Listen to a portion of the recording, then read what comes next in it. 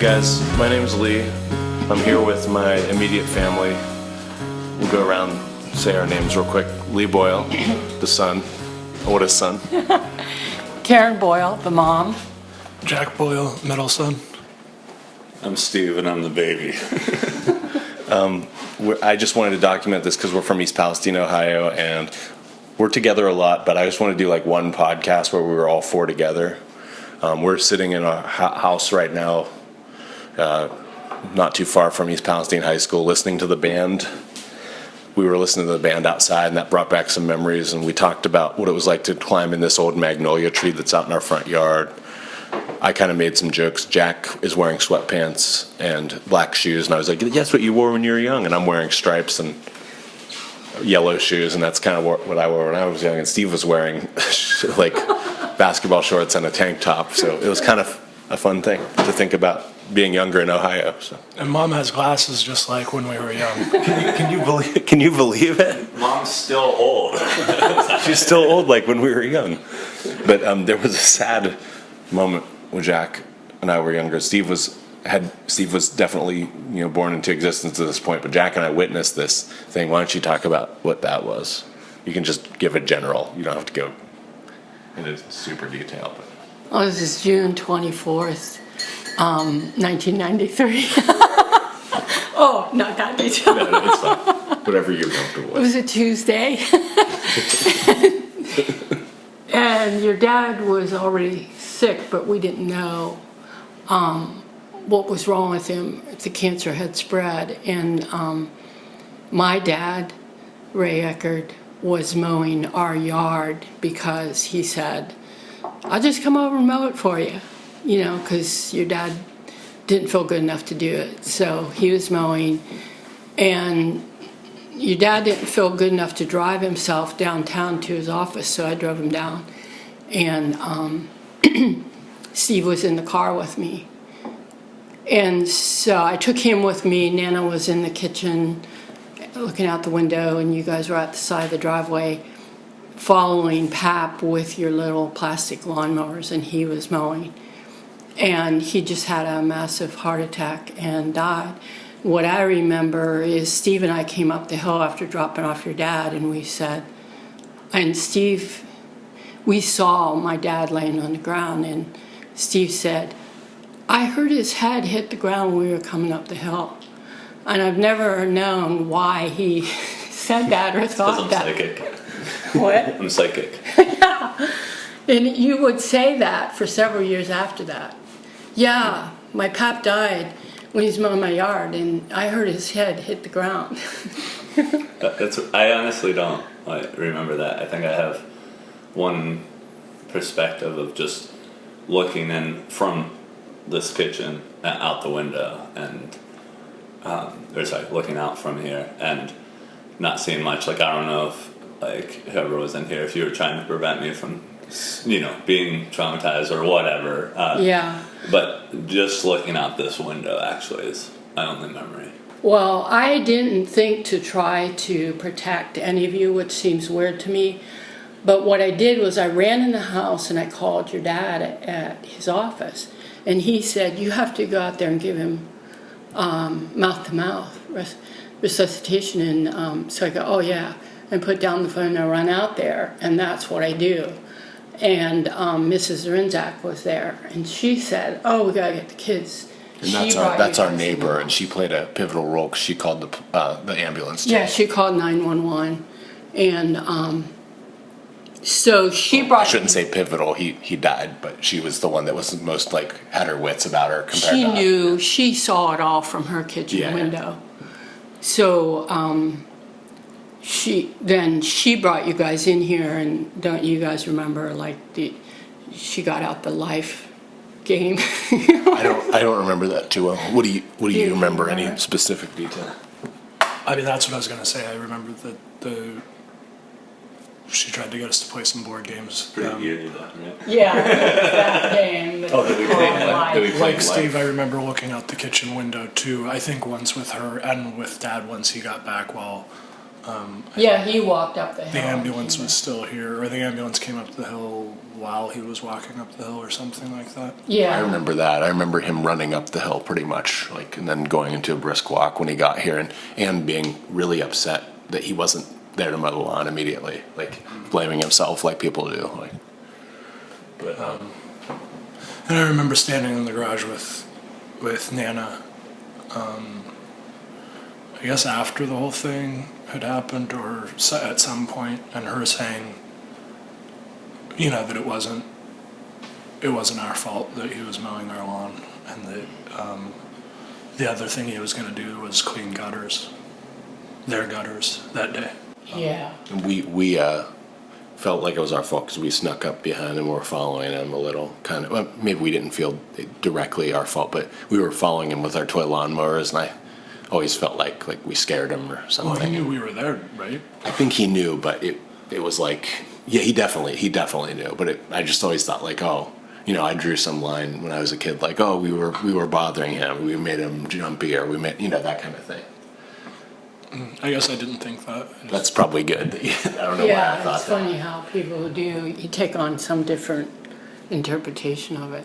Because like all of us could think up ways to blame ourselves because that's just what you do. Like, oh, why didn't I think to give him resuscitation immediately, Yeah. But do you remember him actually falling and you Yeah, I guys remember him standing there not knowing falling. what to I do? kind of heard a little bit of a yelp from him when he fell, if I remember correctly. And I remember our grandma running outside and turning the lawnmower off real quick and not really knowing what to do and just being panicked, and us standing there wondering what happened. And Not doing anything, just like looking at him. just being in shock, yeah. So I know this is a weird question, but he didn't like fall on you guys? He didn't, but he fell back pretty fast. I thought his hair brushed your knee. Could have. I mean, that sounds... I thought that was a memory that you mentioned about it, like the memory of Steve hearing his head hit the ground. He probably did. I mean, he was very close to us, so he probably did touch us, and maybe there's a memory that I just like forgot in the last few years. But I'm sure he he fell like almost into our laps, almost like right back onto us, and not quite. But it was a quick fall right back onto his back. This is weird, but I feel like I remember either like imagining it that way a couple years later, or when it did happen, like it's like I was out there with you guys for a moment, but then Mom and I left, and once everything had happened, I had thought like, oh, I'm glad that I wasn't out there for a dead person to fall on me. I can imagine. Still in that mindset too. It's just this very black and white thing where I'm just like, oh, that happened. Oh, that's why I heard this thing, even though I didn't really. But I had that like thought process, or that like. I was just thinking in that little... Well, we didn't have another toy mower, so you probably wouldn't. I'm just kidding. And then to clarify, during what time of life this was, he was 69. I was 8. No, 9. you were 9. Jack was 7. Steve was 4. Yeah. 3 or 4. Steve was 3 days before. Oh yeah. It was and what was I? Yeah. What were you? Probably 43, I Yeah. think. So that is like a weird thing. And if I was 3, then you were 43. Yeah. Oh yeah, right. Yeah, true. But it's an interesting thing, it's like a Midwesterner old guy, like Ohio had a heart attack, but it's weird that it was like, and he smoked a lot, and like blood He pressure had high issues blood and pressure for genetically 20 high years, blood yeah. pressure on top of just, and but it was weird to up close see that, like it would be for anybody. I remember you relaying that the paramedic said he was probably dead before he hit the ground. Yeah, and It's that weird to see a heart happens. attack happen like that, because sometimes you see it happen strung out for a long time, and Yeah. But I guess that happens a lot, that people, it's called a massive coronary or something, because just everything shuts down immediately. Yeah. So that they know it happens that quickly. Like, so it's like you guys wouldn't have realized it, but he was already dead. They have to take him to the emergency room and they have to do all those other things, but they know because they've seen it so many times that it's not going to do anything. And we don't have to get any more personal than that. Like, just, I don't know, talking about death is always like somewhat therapeutic for whether it's listener or us or whoever. But you told me that when you gave him resuscitation that it was a little bit like saying goodbye. Do you remember that? Yeah, because I had not seen anybody die, and I had never been around them, and I assumed that, you know, he just started bleeding or he vomited or something. Like, even when you say you heard him make a little sound, you feel like it's messy and ugly and terrible thing. And I didn't feel like that. It was very calming. I mean, once I was going to do that, and, you know, I was a nurse, but I was scared to do stuff, you know. Yeah. And once I did that, it just felt like I was comforted by having done that. And it wasn't like he was gasping for breath or, you know, it was something where he felt like you were hopelessly not doing the right thing or something like that. Do you have any other little details that you remember that we haven't mentioned, Jack?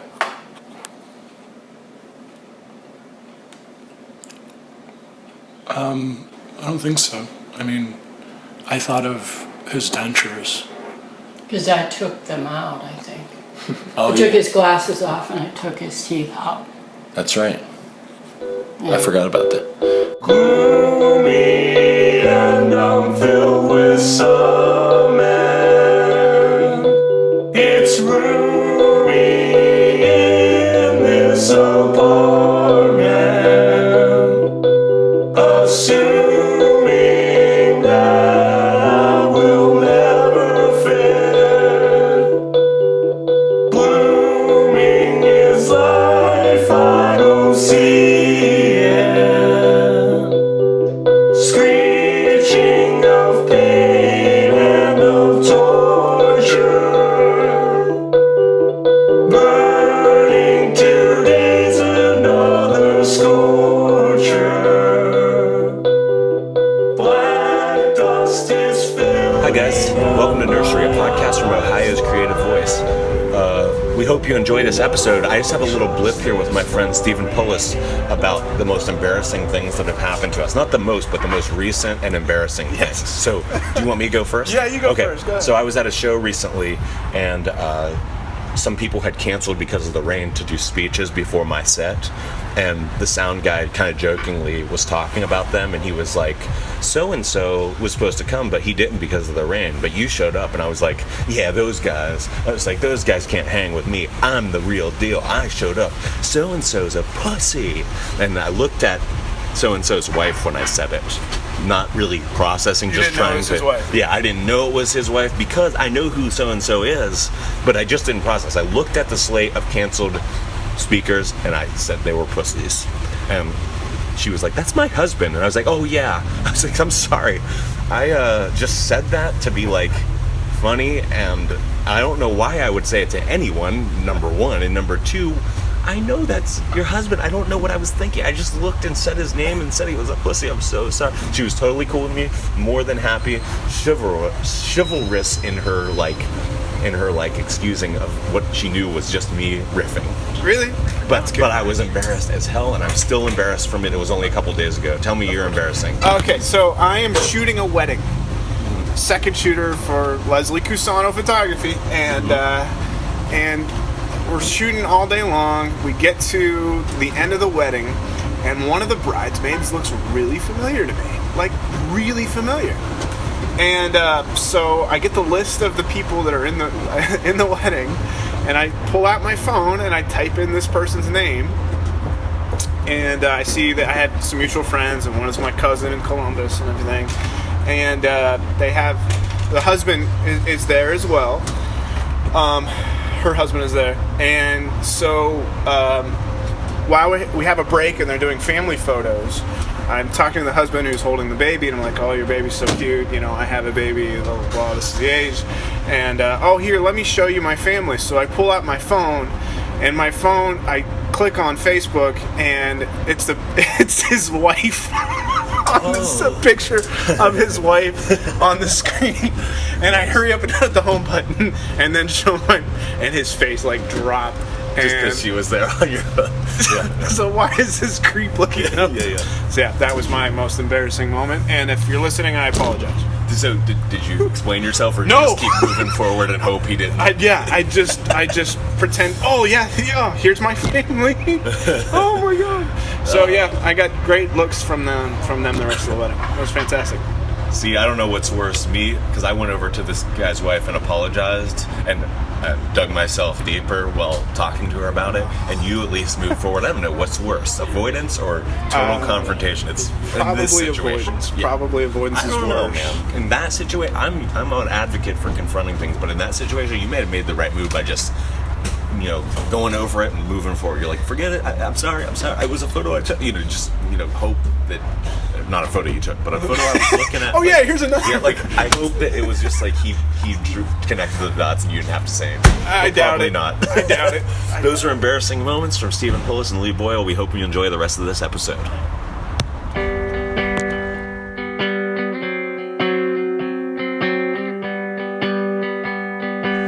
Hi guys, my name's Lee. You're listening to Nursery. Sorry to interrupt. I just have a few things to say to you. Don't skip over this. It's important.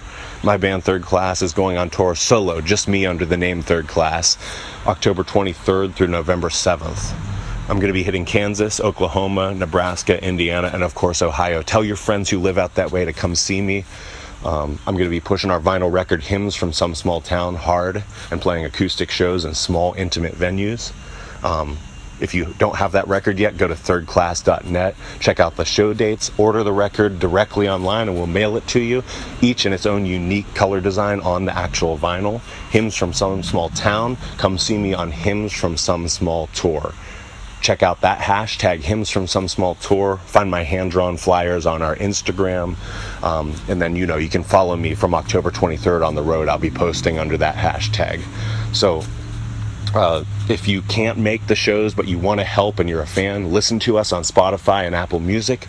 Order the vinyl, like I said, or you can go directly to thirdclass.net, click the donate button and donate what you see fit if you have the generosity, time, and money. Go to patreon.com/thirdclass. Donate as little as $1 per project, and we will give you videos, songs, photos for your eyes only. If you like to laugh, go to bullskit.com, my comedy troupe, Bullskit Productions. We have fun making comedy skit videos, and you'll have fun watching them. Our founding sponsor is the Orange Avocado. Find them on Facebook. Raw, vegan, gluten-free desserts. They're delicious. Secondly, we have another sponsor, the Speaking of Music Show. Find them on YouTube. They do the music of yesterday and today and a group of friends that like to talk music. And we have two new sponsors, the Soap Gallery, Youngstown, Ohio, 117 Champion Street, across from the Ohio 1 building. I played the opening event for this art gallery, and they have great local artists, visual art hanging on the walls in Soap Gallery. You can find them Soap Gallery Yo on the Twitter handle. Find them the Soap Gallery on Facebook. And these guys are art first and foremost. They're not a music venue with art in the background. They're not a cafe that happens to have art hanging on the walls. They are art with everything else in the background. So find the Soap Gallery, and inside the gallery, stocked, is a coffee company called Cartography Coffee. Cartography.coffee is the website, simple enough. The coffee itself, smooth, not too smooth. Strong, not too strong. I loved it. I drank some when I was playing the show. I'm not very good with the descriptive powers of coffee. I don't know what I'm talking about, but I know that the coffee was brilliant. It was so good. It tasted great. Find Cartography Coffee on Facebook. Cartography.coffee is the website. They're also stocked in a Salem, Ohio market called Libs Market, Libs Market, on State Street, Route 14, the main drag. So, guys, thank you to our sponsors, the Orange Avocado, the Speaking of Music Show, the Soap Gallery, and Cartography Coffee. Thank you so much. Please follow me on Hymns from Some Small Tour. Watch the skits on bullskit.com. And let's get back to the episode. Thank you.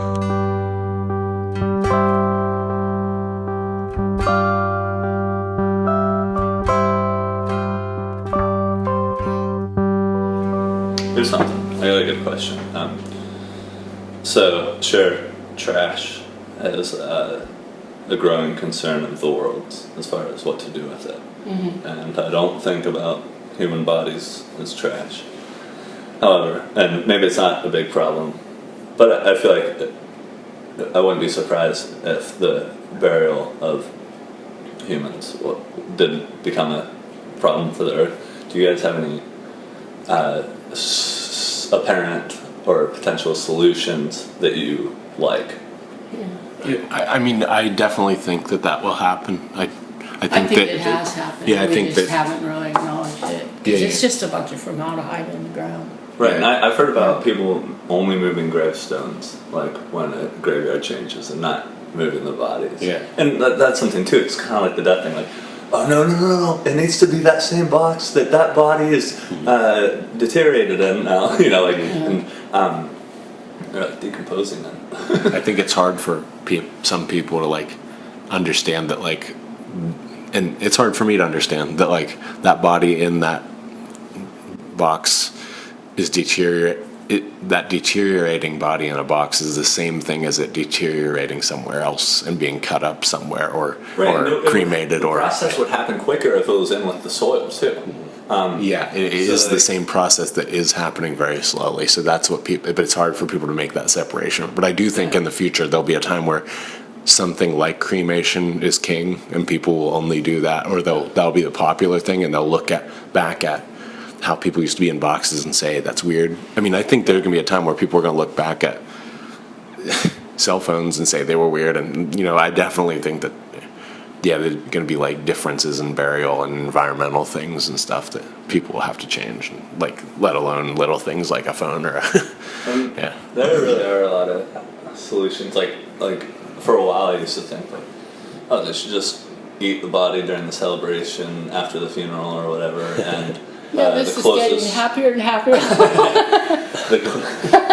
Talking about world business, okay? I'm trying to save the world. Yeah, let's mope. Then the closest family members, get the most tenderest parts. And Is this happening in some culture? Or probably. you just thought it off as a good idea? I think it probably is in a culture. I don't know if it is going on, but also just like everything else, you don't have to do it. You don't have to be offended by it. I'm not. It just doesn't put the body in a box. So when somebody serves up somebody's penis to the close family member, they'd be like, "No, you don't got to be offended. This is just a ritual." Is this penis Which one gluten-free is- transgender? 2%. Sorry. Yeah, you get first dibs when we cannibalize your close family member.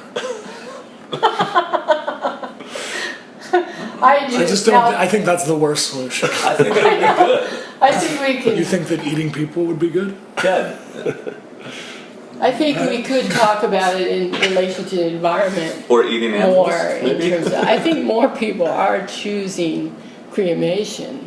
Yeah, and there's other ones too where you can be planted into a tree. And when you choose to donate your body and stuff like that, that's really choosing cremation eventually. Right. So it's not like that body's going to go into a casket. Right. Ultimately, it's space saving. I just not to eat it either, but it's a way of celebrating though too. Yeah, I it's see. One Yeah, I'm not lifetime meal of celebrating this person's life. Can you use breading and like deep fry? Yeah, absolutely. Okay, That's the best part. It's going to be like all other food. You're not going to see the carcass on the. Sorry that I called it a carcass. That's how I'm imagining it. No, I think other cultures are much more accepting of death than ours is, and used to be when the family prepared the body for viewing, they washed it, and it was part of what you're saying. It was a ceremony of saying. What? No, I'm not saying, but I'm saying it seems to me there's some in between area there. Whatever. Have a necklace with your loved one's tooth on it. I don't know, not that I'm all for that, but I just mean there's potential for it too. Cut to 50 years from now, I have a heart attack because I ate way too many deep fried penises.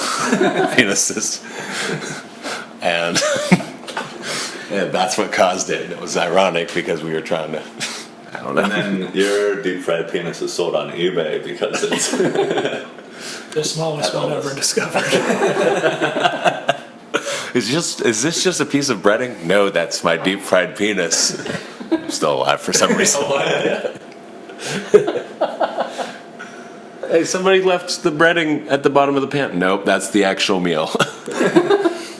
But yeah, I was gonna say too, like you can plant your body, or not yours, or someone else's body, and it becomes a tree. And so I like the idea of it contributing to Yeah, I decomposing think as there are well. ideas Because about how to more directly allow the body to, because what we're doing with formaldehyde is keeping it there for longer too. We're not letting the natural process to take place. right, But I think the idea of formaldehyde was prevent disease. So people get all up in the air if, somebody died of something contagious and you didn't dump some chemical on it to kill that bacteria or virus or whatever, then, so it used to be, if bodies were just like dumped in the ditch, that kind of is a problem for health. Yeah, and I know that. Or eating at dinner probably too. No, I'm just saying. Don't eat it raw. Think of it like other food. I wouldn't eat a cow if I had to kill it. Yeah. That's different. Yeah, well, it sounds like you're making an argument against eating meat or for animal rights rather than for eating humans. I understand putting their energy to use, right? Yeah. And in both situations, really. That's what I'm arguing, is that it's more similar than what we give it credit for. Like, just like how, there's a whole bunch of animals that sometimes we'll draw the line and sometimes we don't. It just depends on these certain things. And What's interesting, it is kind of like what an animal lover who does eat meat might think of as ideal or something. right. It's like I'm more if concerned they- about food waste. Yeah. You're thinking more about food waste, but I feel like they feel like they're on the same plane as the animals. So if they really could separate themselves and eat a person, they wouldn't. If I could feed people, I would. And if it's kind of like the organ donor thing or something like that. I just mean, if I had that choice too, to like feed people or whatever, and I can consider the potential for that, whatever, right in my will or something too. But I just mean, like Steve's will reads, "Eat me." No, I was gonna say, end world hunger, eat dead people bodies. people bodies. End world hunger, eat me. And then my tombstone's gonna have a chair on it actually, and it's gonna say, "Have a rest. It's on me." But I'm not here because you ate me. because you ate me. Maybe Are you a toilet. me? It'll be a toilet. Are you a me eater?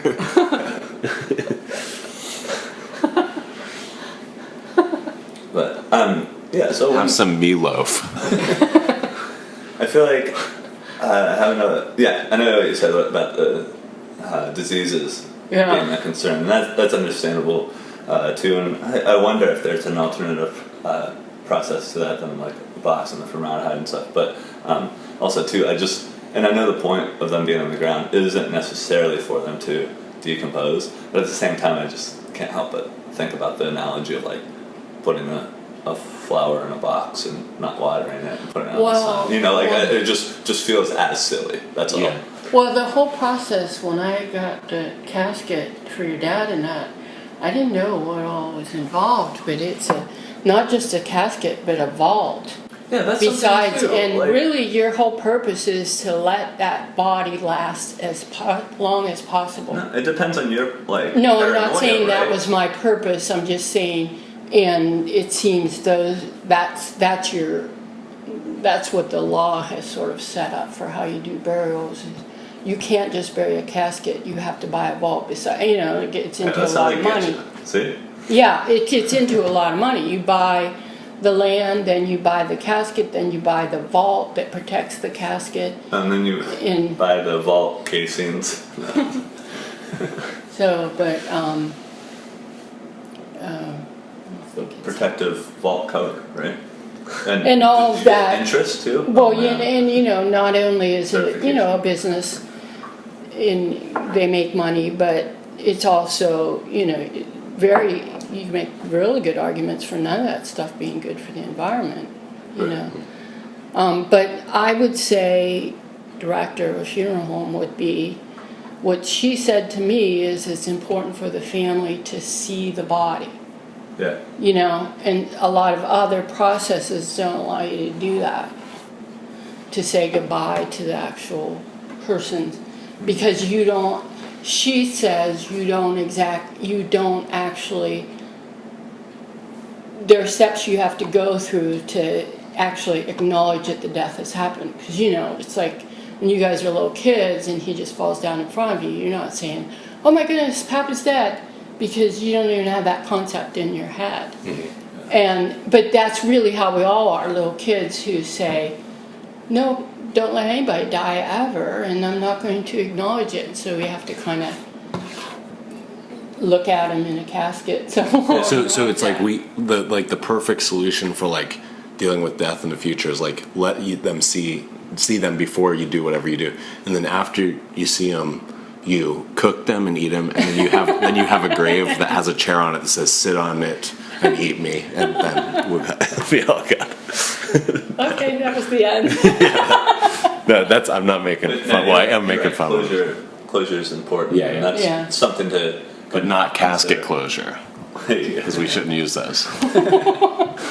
Well, excuse me, I know we're making it more detailed than it has to be, but No, it's cool. even people who get cremated, it's a problem because, if you have them in the casket before they're cremated, or in your scenario before you eat them, you can't really have the body in the casket without formaldehyde. Right, hold on. I see. Yeah, you're right. Hold on. Why would I want to cremate it before I eat it? That's disgusting. I'm saying there were the choices: cremate or cremate the bones. I'm willing to eat a body. I'm not willing to eat an ashtray of Smoke them. You're going to erase that last part, right? Yeah. Oh, yeah. Erase the whole thing. No, yeah. How about a compromise? You smoke the person and you don't eat them. Yeah. And then you die of a heart attack from smoking 6 packs of them every day for 60 years. Yeah, get your own loved one's cigarette pack. Yeah, you'll have to figure out, not just like a scenario for the environment, but how much healthier it is if you eat. Your relatives are probably our genetics. Yeah. Do you know how well they'll be for your immune system? It's healthy to eat your boogers, Mom. They spent their whole life eating fried penis, and then you eat them, you have a heart attack. So you become immune to all the things that kill them. But you can't become immune to fried penis.